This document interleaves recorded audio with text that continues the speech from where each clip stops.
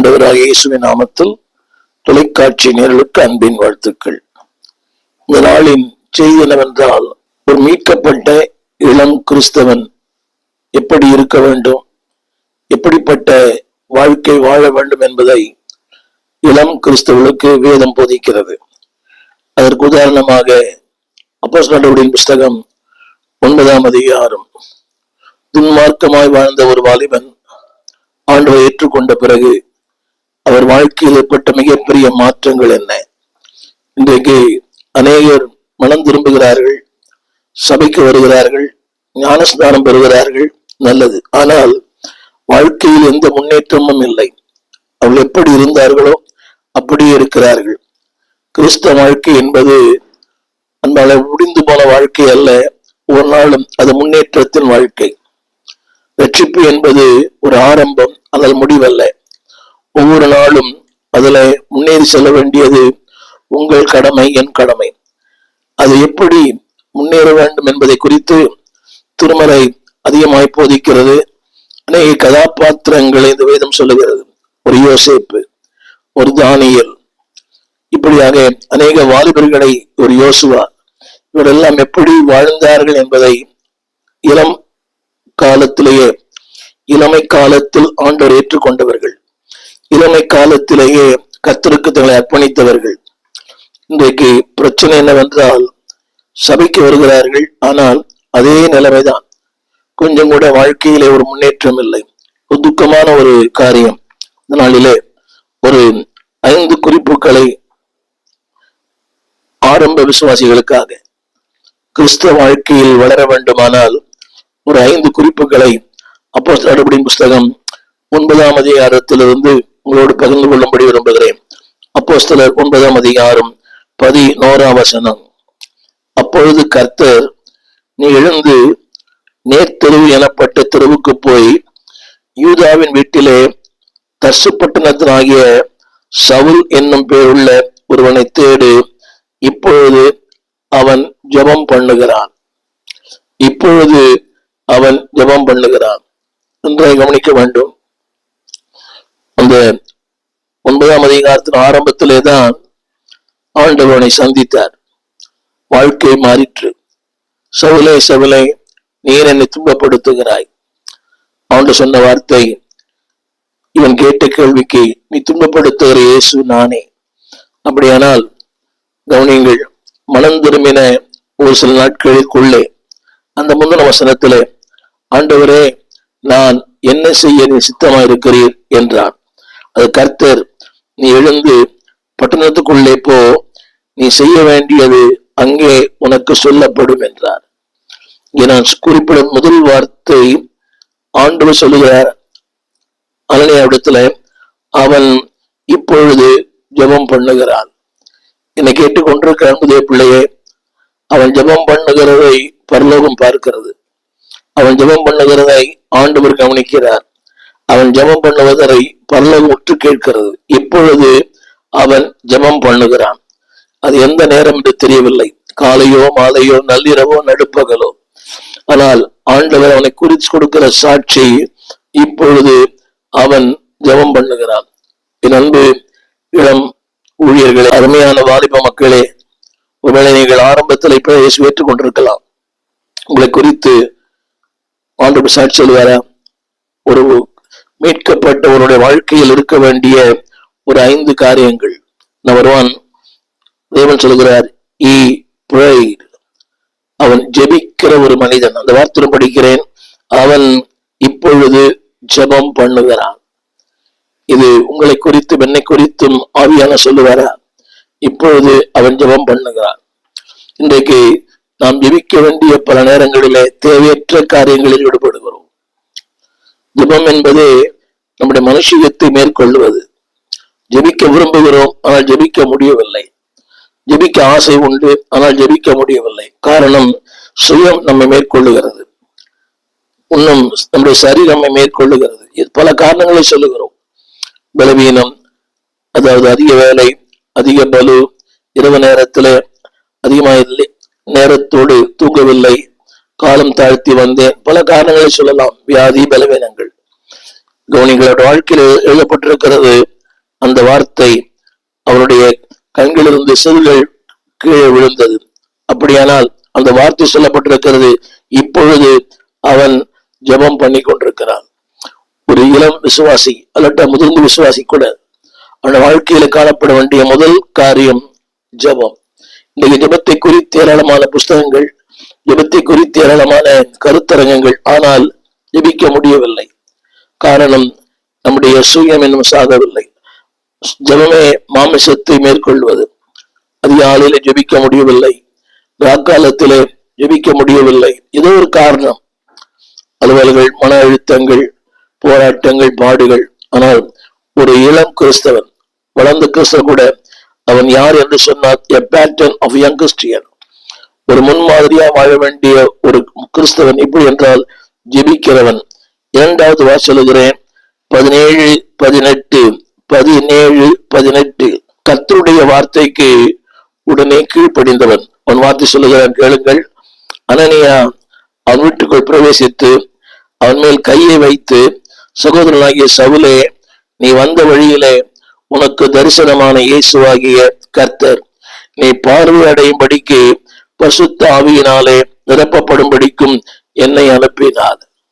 இங்கே வந்து சொல்ல விரும்புகிறேன், ஒரு படித்தவர், மிகப்பெரிய பரிசேயர், வேதங்களை அறிந்தவர், மிகப்பெரிய பாண்டித்தம் பெற்றவர், ஒரு செல்வ சீமான், அதற்கு என்னை அனுப்பினார் என்றான்.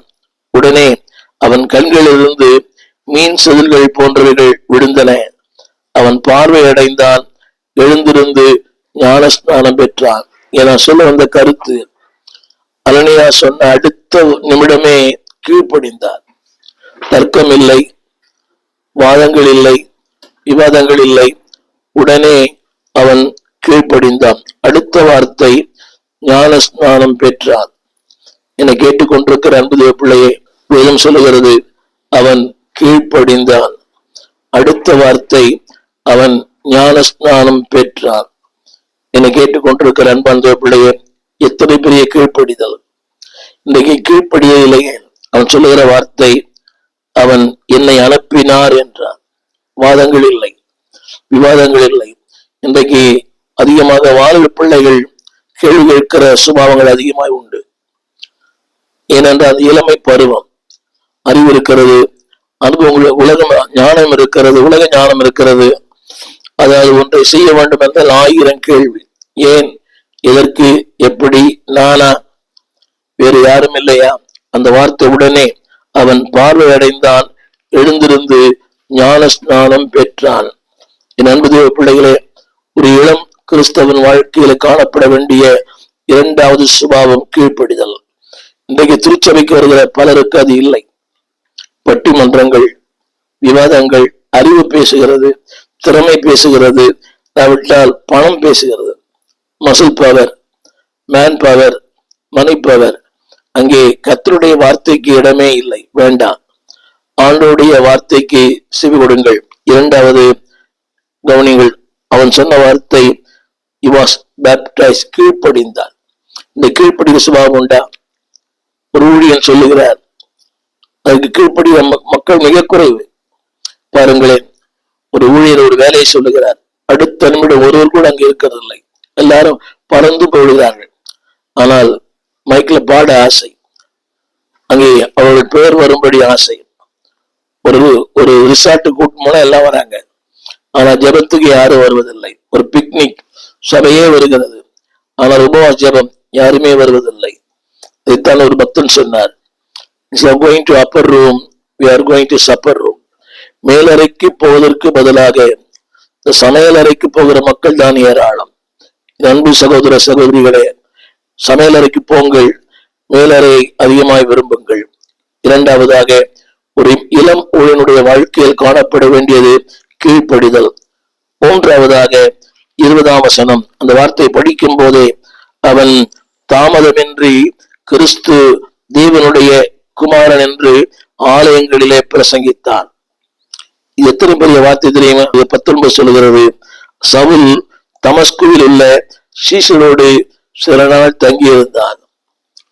கவனிங்க, அப்படி தெரியும் அந்த ஐக்கியம், தேவனோடு இருக்கிற அந்த உறவு. சீஷரோடு சில நாள் தங்கியிருந்தான். இன்றைக்கு சபைக்கு போகிற அநேகருக்கு உலக பிரகாரம் நண்பர்கள் அதிகமா இருக்கிறார்கள். ஆண்டுடைய பிள்ளைகள் நண்பர்களா இல்லை. தைரியமா சொல்ல முடியும். ஒரு திருமணத்திலே பாருங்களேன், அதாவது அவர்களை தவிர்க்க வேண்டும் என்று நான் சொல்லுவதில்லை. உலக மக்கள் அதிகமா இருக்கிறார்கள், திருச்சபை மக்கள் குறைவா இருக்கிறார்கள். அதற்கு நீங்கள் பல காரணங்களை சொல்லலாம். தொழில், நட்பு, இது வேறு. ஆனால் அங்கே சொல்லப்பட்டிருக்கிறது, அவன் அங்கே சில நாள் தங்கி இருந்தான். யாரோடு? சீஷரோடு. அப்படியானால் அவனுடைய உறவு ஆண்டோடு கூட, அவனுடைய பிள்ளைகளோடு கூட, திருச்சபையோடு கூட. யோசித்து பாருங்கள். இன்றைக்கு நமக்கு நேரமே இல்லை. பார்ட்டிக்கு நேரம் இருக்கிறது, பிக்னிக் நேரம் இருக்கிறது, கெட்டுவதற்கு நேரம் இருக்கிறது, தேவையற்ற காரியங்களை செய்ய நேரம் இருக்கிறது, IPL பார்க்க நேரம் இருக்கிறது. ஆனால் சீஷரோடு சில நாள் தங்கி இருந்தான். அதன் கருத்து என்ன தெரியுமா? கற்றுக்கொள்ளுகிற ஆசை, அறிந்து கொள்ளுகிற ஆசை, இன்னும் உண்மை அறியணுமே, இன்னும் உமக்கு கீழ்ப்படியணுமே. இன்னைக்கு அந்த கீழ்ப்படுகிற சுபாவம் கொஞ்சம் பேருக்கு தான் இருக்குது. என்னை கேட்டுக்கொண்டிருக்க அன்புடைய பிள்ளையே, உங்களுக்கு கீழ்ப்படுகிற சுபாவம் இருக்கிறதா? சீஷரோடு சில நாள் தங்கியிருந்தான். 1000 நாள் பார்க்கலும் உடைய பிரகாரங்களில் வருகிற ஒரே நாள் நல்லது. ஆகாமிய கூடாரங்களில் வாசமா இருப்பதை பார்க்கலும் உம்முடைய வாசற்படியில் காத்திருப்பதை தெரிந்து கொள்ளுவேன். எத்தனை பெரிய பாக்கியம்! சொல்லுகிற வார்த்தை, தேவனோடு ஐக்கியம், தேவ பிள்ளைகளோடு ஐக்கியம். அடுத்த ஒரு வார்த்தை சொல்லுகிறேன். அடுத்த ஒரு வார்த்தையில அந்த வார்த்தை சொல்லப்பட்டிருக்கிறது 20ஆம் வசனத்துல, தாமதமின்றி. இன்னைக்கு எத்தனையோ ஆண்டுகள் சபைக்கு போகிறோம், இன்னும் சாட்சி சொல்ல முடியவில்லை, சாட்சி தெரியவில்லை, சாட்சி இல்லை. அந்த வார்த்தை தாமதமின்றி கிறிஸ்து தேவனுடைய குமாரன் என்று ஆலயங்களிலே பிரசங்கித்தார். போதிய பிள்ளைகள் தான், ஆனாலும் இன்னும் அதற்கு பக்குவப்படவில்லை. எப்போதனுடைய மனைவிமாரும் இன்னும் பக்குவப்படவில்லை. துக்கமான ஒன்று. அதற்கு என்ன வேதம் சொல்றது? தாமதமின்றி. அவங்க சொல்றாங்க, ஒரு காலம் வரும். காலம் வரவே வராது. காலங்களை கற்றுக் கொடுத்திருக்கிறார். கற்றுக் கொடுத்த காலங்களை நீங்கள் பயன்படுத்தாவிட்டால் காலங்களே வராது. Opportunity is a visitor. It comes once in a while. If you don't use it, you will lose it. அந்த தேவன் தந்த அந்த வாய்ப்புகளை பயன்படுத்தாவிட்டால், அன்பானவர்களே, ஒரு குளிரான தேசத்திலிருந்து நான் பேசுகிறேன். பயங்கர குளிர். இப்பொழுது இங்கு மணி 11, இன்னும் சூரிய வெளிச்சமே வரவில்லை. ஒரு குளிரான தேசம். நான் சொல்ல வந்த கருத்து என்னவென்றால், வாய்ப்பு இருக்கிறதோ இல்லையோ, சூழ்நிலை சரியா இருக்கிறதோ இல்லையோ, முடிந்த அளவுக்கு கர்த்தருடைய வார்த்தையை பகிர்ந்து கொள்ளுவோம். அந்த வசனம் சொல்கிறது, தாமதமின்றி. never delayed. எனவேதான் தேவன் சொன்னார். ஆனா அவன் சொன்னா, நீ தாமதிக்காதே. என் அன்புடைய பிள்ளை, தாமதமின்றி. இளமை, வயது, வாய்ப்பு, இதெல்லாம் தேவன் தந்திருக்கிறார். Don't delay. நாளை நம்முடையது அல்ல. இந்த நாள் கர்த்தர் தந்த நாள். இந்த நாளை ஆண்டவருக்கு என்று பயன்படுத்துவோம். அந்த வார்த்தை சொல்கிறது, அவன் தாமதமின்றி கிறிஸ்து தேவனுடைய குமாரன். What a bold life. கிறிஸ்து தேவனுடைய குமாரன். எந்த கிறிஸ்துவை சபித்தானோ, எந்த கிறிஸ்துவனுடைய அடியார்களை துன்புறுத்தினானோ, அதே நாள், அதுதான் ரட்சிப்பினுடைய மாற்றம். எண்ணங்களின் மாற்றம், சுபாவங்களின் மாற்றம், ஆசைகளின் மாற்றம், பாதையின் மாற்றம், பயணங்களில் மாற்றம். என் அன்புடைய பிள்ளைய, அந்த வார்த்தை சொல்லுகிற 20 அவன் கிறிஸ்து தேவனுடைய குமாரன் என்று பிரசங்கித்தான். He preached the gospel. He was a man of praying. He was a man of obedience. He was a man of preaching. தாமதமின்றி. அந்த வார்த்தை நம்ம சிந்திக்க வேண்டிய வார்த்தை. மனம் திரும்பி எனக்கு கொஞ்ச நாள் தான். நீ திருச்சபைக்கு போற என் அன்புடைய பிள்ளையே, யாருக்காயின ஒருவருக்கு நீ கிறிஸ்து சொல்லி இருக்கிறாயா? உன் நண்பர்களுக்கு இரவெல்லாம் பேசுகிறாய், பகலெல்லாம் பேசுகிறாய். சக நண்பர்கள். ஊழியம் செய்வதற்கு சரியான இடம் இந்தியா. எங்கு பார்த்தாலும் மக்கள் பெருக்கம், எங்கு பார்த்தாலும் ஜனத்தொகை, எங்கு பார்த்தாலும் ஜனங்கள். அன்பான பிள்ளையே, இருள் சூழும் காலம் வரும் முன், நாட்கள் கொடியாய் மாறிடும் முன், காலத்தை ஆதாயம் செய்வோம். நாளைக்கு அவர் இருப்பாரா தெரியாது, நாளைக்கு நான் இருப்பேனா தெரியாது. தாமதமின்றி. Don't make delay. அடுத்த ஒரு வாசல் அடுத்த ஒரு வார்த்தை, அந்த 26ஆம் வசனம். அவன் எருசலேமுக்கு வந்து சிஷ்யரோடு சேர்ந்து கொள்ள பார்த்தான். அவனுடைய ஆசை தெரியுமா? ஜாயின் வித் தி டிசைபிள், சிஷ்யரோடு சேர்ந்து கொள்ள.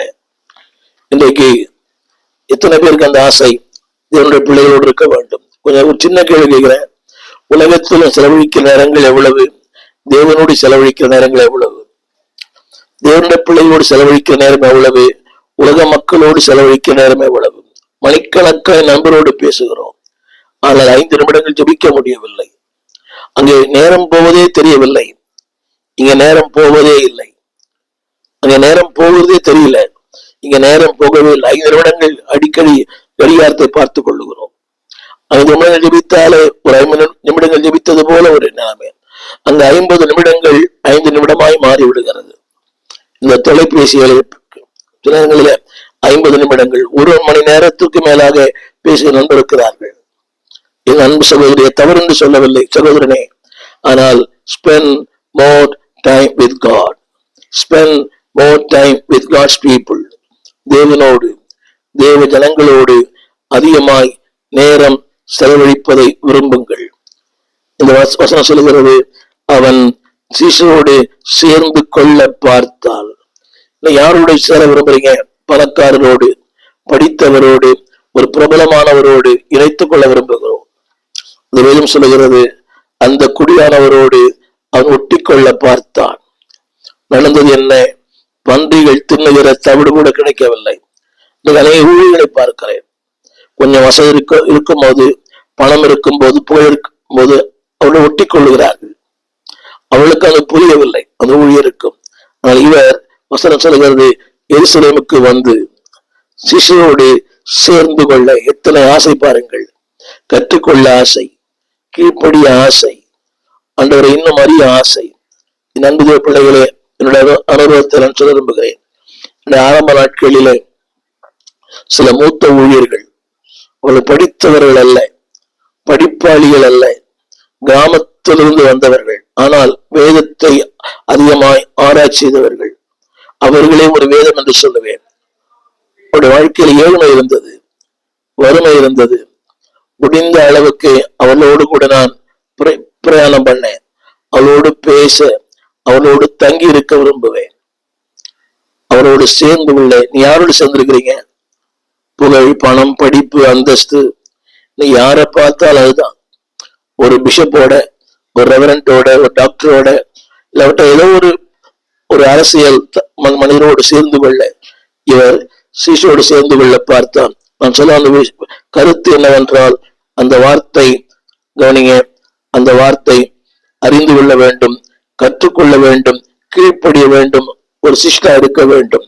சிஷ்யரோடு சேர்ந்து கொள்ள பார்த்தான். அப்படியானால் தானும் ஒரு சிஷ்யனாய் மாற வேண்டும். எத்தனை பேருக்கு அந்த ஆசை? ஒரு ஊழியனோட spend more time with your pastor. உங்கள் போதகரோடு அதிகமா நேரம் செலவு பண்ணுங்கள். அல்லாவிட்டால் உங்களை விட சற்று ஆண்டவரை அறிந்த மக்களோடு நேரம் செலவு பண்ணுங்கள். உங்களை விட கிறிஸ்துவுக்குள்ளே வளர்ந்தவர்களோடு நேரம் செலவு பண்ணுங்கள். உங்களை விட சற்று தேவனும் நெருக்கமா இருக்கிற மக்களோடு நேரம் செலவு பண்ணுங்கள். நீங்கள் உலகத்தோடு செலவழிக்கிற நேரங்களை விட தேவனோடும் தேவ பிள்ளையோடும் செலவழிக்கிற நேரங்கள் அதிகமா இருக்கட்டும். தேவன் உங்களுக்கு அந்த கிருபைகளை தருவாராக. முடிவாக சொல்ல விரும்புகிறேன், அந்த வாழ்க்கையில 26, 28, 29, 20 அங்க எதிர்ப்புகள் வரலாம், ஆனால் பர்னபா அவனை சேர்த்து கொண்டான். நீங்கள் இன்றைக்கு அன்பானவர்களே, நீங்க யாரோடு சேர்ந்திருக்கிறீங்க? உடைய உறவுகள் யாரோடு? உங்கள் நெருக்கங்கள் யாரோடு? ஒருவேளை நீங்கள் குடும்ப அங்கத்தினரா இருக்கலாம். நீங்கள் நீ பழகிற ஒரு கிறிஸ்துவோடு இருக்கிறாரா? நான் பிற மார்க்கத்திலிருந்து வந்தேன், 55 ஆண்டுகள் ஆனது, ஆனால் இன்னும் ஏராளமான எனக்கு உறவுகள் இருக்கிறது. சகோதரன், சகோதரி, என் தாய் வழியாய், தகப்பன் வழியாய். என்றைக்காக ஒரு நாள் அவளை சந்திப்பதுண்டு, ஆனால் அவள் அதிகமாக நேரம் செலவழிப்பதற்கு முடியாது, செலவழிக்க விரும்பவில்லை. அது அவளுக்கு புரியாது. நீங்கள் நாம் அதாவது நம்முடைய மேன்மை புரியாது. புரியாத மக்களோடு நாம் எதற்கு நேரம் செலவிக்க வேண்டும்? நீங்க வாழ்க்கையின் பிரச்சனை அதுதான். தேவையில்லாத மக்களுடைய நேரங்களை செலவழித்து நம்முடைய நிம்மதியும் கெட்டு வேண்டாம். Spend more time with God. Spend more time with God's people. Spend more time who are associated with God. தேவனோடு நெருக்கமா இருக்கிற பிள்ளைகளோடு நெருக்கமாயிருங்கள். நல்லா தெரியும், சில பேர் பார்த்தாலே தெரியும். 5 நிமிடங்கள் பேசி பாருங்களே, முழுக்க முழுக்க உலகம், உலகத்தின் காரியங்கள், முழுக்க முழுக்க உலகம்தான். பணம் சம்பாதிப்பது, ஏமாற்றுவது, அடுத்தவர்களை கவிழ்ப்பது, அடுத்தவர்களை தூற்றுவது, இதுவே அவருடைய வாழ்க்கையின் மேன்மை. Don't spend too much time with unnecessary people and unnecessary things. தேவையற்ற காரியங்கள், தேவையற்ற மனிதர்கள், தேவையற்ற காரியங்களிலே தலையிடாதிருங்கள். அவன் சீஷரோடு சேர்ந்து கொள்ள பார்த்தான். 28-29 அந்த வார்த்தை சொல்லுகிறது. அழகான வார்த்தை, என அதிகமாய் தொட்ட வார்த்தை. அதில் சொல்லப்பட்டிருக்கிறது, அவன் எருசலேமிலே அவரிடத்திலே போக்கும் வரவுமாயிருந்தான். கவனிங்கள், he continually steadfast. 29 அந்த வார்த்தை சொல்லுகிறது. அந்த வார்த்தை இயேசுவின் நாமத்தினாலே தைரியமாய் பிரசங்கித்தான், கிரேக்கரோடு பேசினான், தர்க்கித்தான். வாசித்து பாருங்கள். கிரேக்கரோடு பேசினான், தர்க்கித்தான். உடைய விளைவு என்ன தெரியுமா? உடைய விளைவு 31ஆம் வசனம். கலிலியா சமரியா நாடுகள் எங்கும், யூதேயா கலிலியா சமரியா நாடுகளில் எங்கும் சபை சமாதானம் பெற்றது, பக்தி விருத்தி அடைந்தது, கர்த்தருக்கு பயப்படுகிற பயத்தோடும் பசுத்தாவின் ஆறுதலோடும் நடந்து பெருகின. என் அன்பு பிள்ளையை, நான் சொல்லும் வார்த்தை be steadfast. 29ஆம் வசனம். எருசலேமிலே அவரிடத்தில் போக்கும் வரவுமாயிருந்தான். சபைக்கு வாரத்துக்கு எத்தனை முறை போறீங்க? ஒரு காலை ஞாயிற்றுக்கிழமை தான், அது தேவையே இல்லையே. போக்கும் வரத்தும். ஆனா உலகத்திலே போக்கும் வரத்துமா இருக்கிறான். அந்த நோவாவின் பிழையிலே அந்த காகம் போகிறதும் வருகிறதும். ஆனா புறா அங்கே உள்ளங்கால் வைத்து இளைப்பார் இடமில்லை, வேளையிலே தங்கிவிட்டது. போக்குவரத்தும். நீங்க யாரோட அதிகமாய் போக்குவரத்தில் இருக்கிறீங்க? போக்கும் வருத்தமாயிருந்தான். ஆனால் இவனோ எருசலேமிலே தங்கி இருந்தான். steadfast in learning, steadfast in teaching, steadfast in abiding. அது சொல்லப்பட்ட வார்த்தை என்னுடைய கருத்து என்னவென்றால், யூதேயா கலிலேயா சமாரியா நாடுகள் எங்கும் சபைகள் சமாதானம் பெற்றது, பக்தி விருத்தி அடைந்தது, கர்த்தருக்கு பயப்படுகிற பயத்தோடும் பசுத்தாவின் ஆதலோடும் நடந்து பெருகின. இதெல்லாம் ஒரு கீழ்ப்படுகிற மனிதன், ஜெபிக்கிற மனிதன், ஆண்டவர்களுக்கு அன்பு வருகிற மனிதன், man of praying, man of obedience, man of preaching. அவன் தாமதமின்றி அந்த பாரம், சுவிசேஷ பாரம் ஒன்றே என் சுமையாய் மாற வேண்டும். சமயம் வாய்த்தாலும் வாய்க்காவிட்டாலும். அடுத்தபடியாக யாரோடு தங்கியிருந்தான்? அதிகமாக சீஷரோடு. அவங்க இளம் வயது உள்ளவர்கள் தான், படிக்காதவர்கள் தான், பேதமை உள்ளவர்கள் தான். ஒரு யோவானும் பேதரும் மீனவர்கள் தான். இன்னைக்கு ஜாதி பார்த்து பழகிறோம், படிப்பை பார்த்து பழகிறோம், அந்தஸ்தை பார்த்து பழகிறோம், நம்ம ஊரா இருந்து சேர்த்து பழகிறோம். பவுல் ஒரு இனம், பேதுரு ஒரு இனம். யோசித்து பாருங்கள். இனத்தை பார்க்கவில்லை, ஜாதியை பார்க்கவில்லை, பின்னணியை பார்க்கவில்லை. யாரோடு பழகிறீங்க? ஒரு மீனவனோடு தான். ஒரு மீனவனோடு, ஒரு படிப்பறியாத யோவானோடு. படித்தவர் இன்னைக்கு அதெல்லாம் அதை பார்க்குறீங்களா? உங்க லெவல், உங்க ஸ்டாண்டர்ட் அல்ல. உங்க ஸ்டாண்டர்டை விட கர்த்தருடைய ஸ்டாண்டர்ட் பெருசு. அவங்களுடைய விளைவு என்ன தெரியுமா? இவரை கொண்டு நாடுகளில் எங்கும் சபைகள் சமாதானம் பெற்றது. அப்படியானால் சமாதானம் இல்லாத மனிதர்கள் உங்களால் சமாதானம் பெறுவார்கள். பக்தி இல்லாத மனிதர்கள் உங்களால் பக்தி விருத்தி அடைவார்கள். அடுத்து, கர்த்தருக்கு பயப்படாதவன் உங்களுடைய வாழ்க்கையை பார்த்து, உங்களுடைய ஜீவியத்தை பார்த்து, உங்களுடைய செயல்முறைகளை பார்த்து, நடக்கைகளை பார்த்து பக்தி விருத்தி அடைவார்கள். அது மட்டுமல்ல, ஆறுதல் இல்லாத உலகத்துல உங்கள் மூலமாய் ஒரு பெரிய ஆறுதல் பெருகும். என்னை கேட்டுக்கொண்டிருக்கிற அன்பு கர்த்தருடைய பிள்ளையே, இதனாலே ஒரு இளம் ஊழியன், இதான் ஆரம்பம். அப்போ 9ஆம் அதிகாரம் தான் பவுலுடைய ஆரம்பமே பாருங்க. ஒரு பாரமான தாமதமின்றி சிசுவோடு தங்கியிருப்பதை விரும்பினான். எருசலேமிலே போக்கும் வரத்துமாயிருந்தான். ஒரு சின்ன கேள்வி, பேட்டர்ன் ஃபார் யங் கிறிஸ்டியன். ஒரு இளம் கிறிஸ்தவன் எப்படி இருக்க வேண்டும்? அதனாலதான் பாருங்க, அவர் வாழ்க்கையிலே அவர் அதிகமான பாடுகள், அதிகமான போராட்டங்கள், கிறிஸ்து வரும் துன்பங்களை இன்பம் என்று எண்ணி, வேதம் சொல்வது போல நான் பானபலியாய் வார்க்கப்பட்டு போகிறேன். He sacrificed himself. ஆரம்பம் அதாவது அற்புதமானது. Good beginning, good ending. உங்களுடைய வாழ்வும் என்னுடைய வாழ்வும். இளம் ஊழியர்களே, ஒருவேளை நீங்கள் மூத்த விசுவாசிகளா இருக்கலாம், யார் வேண்டுமா இருக்கலாம். அந்த முதல் வார்த்தை, அவன் இப்பொழுது ஜெபம் பண்ணி கொண்டிருக்கிறான். இத்தனை பெரிய மேலான வார்த்தை. உங்களை குறித்தும் என்னை குறித்தும் பரலோகம் சாட்சி சொல்ல வேண்டும். தாமதமின்றி அவன் பிரசங்கித்தான். எவ்வளவு நாள் ஆச்சு சபைக்கு வந்து? இவ்வளவு நாள் சபைக்கு போறீங்க, என்னைக்காக ஒரு சாட்சி சொல்லிருக்கீங்களா? என்னைக்காக ஒரு 4 பேருக்கு வசனம் பேசியிருக்கிறீங்களா? மைக் தேவையில்லை, ஆடியன்ஸ் தேவையில்லை. நீங்கள் விரும்பினால் திரளான ஜனங்களை கர்த்தர் உங்களுக்கு தருவார். ஆனால் உங்களுடைய அர்ப்பணம், உங்களுடைய இந்த ஆசை, உங்களுடைய ஆந்தங்கம் எப்படி ஆகிலும் என்னால் சமாதானம் பெற வேண்டும், என்னால் ஆறுதல் பெற வேண்டும், என்னால் மக்களுடைய வளர்ச்சி அதிகமாக வேண்டும், அந்த பாரம் இருக்குமானால் தேவன் உங்களை பயன்படுத்துவார். உங்களுக்காக ஜெபிக்க விரும்புகிறேன். ஜெபிப்போம். வானத்தையும் பூமியும் படைத்த நல்ல ஆண்டவரே, அருமையான வேலைக்காக நன்றியோடு துதிக்கிறோம். இந்த நாளிலே ஒரு இளம் வாலிபனாகிய சவுலின் வாழ்க்கையை பார்த்தோம். ஜெபிக்கிறவன், கீழ்ப்படுகிறவன், தாமதமின்றி கிறிஸ்துவை அறிவிக்கிறவன், சிசுட ஐக்கியத்தை அதிகமாக விரும்புகிறவன். எல்லாவற்றுக்கும் மேலாக இவரால் சபைகள் பெருகிற்று, சமாதானம் உண்டானது, ஆறுதல் உண்டானது, பக்தி உண்டானது. தேவனே, எங்கள் மூலமாய் சமாதானம் உண்டாகட்டும், பக்தி உண்டாகட்டும், ஆறுதல் உண்டாகட்டும். அப்படிப்பட்ட பிள்ளைகளை மாற்றும். வேதம் சொல்வது போல அவரோடு சில காலம் சேர்ந்து கொள்ள பார்த்தான். இந்த யாரோடு சேர்ந்து கொள்ளுகிறோம்? துன்மார்க்கரோடு, பரியாசக்காரரோடு, இந்த சபையிலே பிரிவினை உண்டு பண்ணுகிற மக்களோடு சேர்ந்து கொள்ளுகிறோம். இல்லை ஆண்டவரே, உம்மோடு சேர்ந்து கொள்ள, பக்தி உள்ள மக்களோடு சேர்ந்து கொள்ள, தேவனை நேசிக்கிற மக்களோடு சேர்ந்து கொள்ள, தேவனை ஆராதிக்கிற மக்களோடு சேர்ந்து கொள்ள, தேவனுக்காய் வாழ விரும்புகிற மக்களோடு சேர்ந்து கொள்ள, அப்படிப்பட்ட எண்ணங்களையும் ஆசைகளையும் விருப்பங்களையும் எங்களுக்கு தாரும்.